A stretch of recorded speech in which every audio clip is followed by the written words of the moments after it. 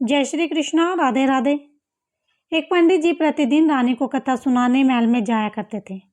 कथा के अंत में प्रतिदिन कहते कि राम सुमरे तो बंधन छूटे। कई दिन कथा सुनने के पश्चात एक दिन पिंजरे में बंद तोता बोला, यूं मत कहो रे पंडित झूठे। उस समय तो पंडित मन मोच कर वहां से चले आए, परंतु जब तोता प्रतिदिन पंडित को झूठा कहकर संबोधित करने लगा, पंडित जी के मन में क्रोध आया कि ये सब क्या सोचेंगे, रानी क्या सोचेगी। परेशान होकर पंडित जी अपने गुरुजी के पास गए। गुरुजी को सब हाल बताया। गुरुजी अगले दिन पंडित जी के साथ स्वयं कथा करने गए और एकांत में तोते के पास जाकर पूछा, तो पंडित को झूठा क्यों कहता है?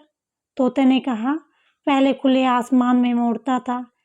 एक बार मैं आश्रम में जाकर बैठ गया जहाँ सब साधु संत राम राम बोल रहे थे।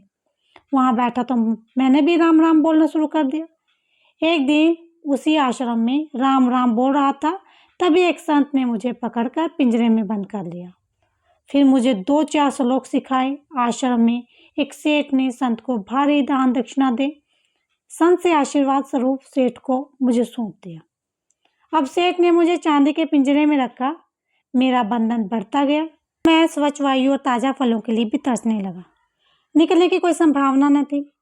एक दिन उस सेठ ने राजा से अपना काम निकलवाने के लिए उपहार स्वरूप मुझे राजा को दे दिया। राजा ने खुशी खुशी मुझे ले लिया, क्योंकि मैं राम राम और श्लोक बोला करता था। रानी धार्मिक प्रवृत्ति की थी, तो राजा ने मुझे रानी को दे दिया।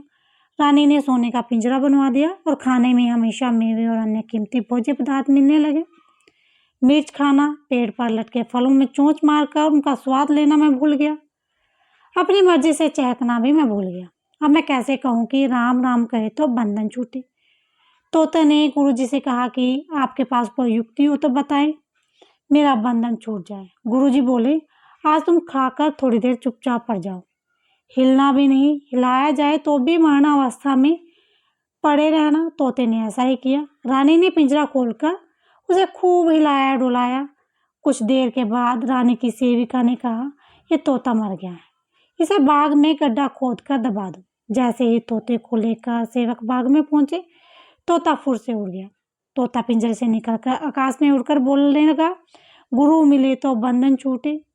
अतः शास्त्र कितना भी पढ़ लो, कितना भी जप कर लो, लेकिन सच्चे गुरु जब तक रास्ता न बताएं तब तक मुक्ति की संभावना नहीं है।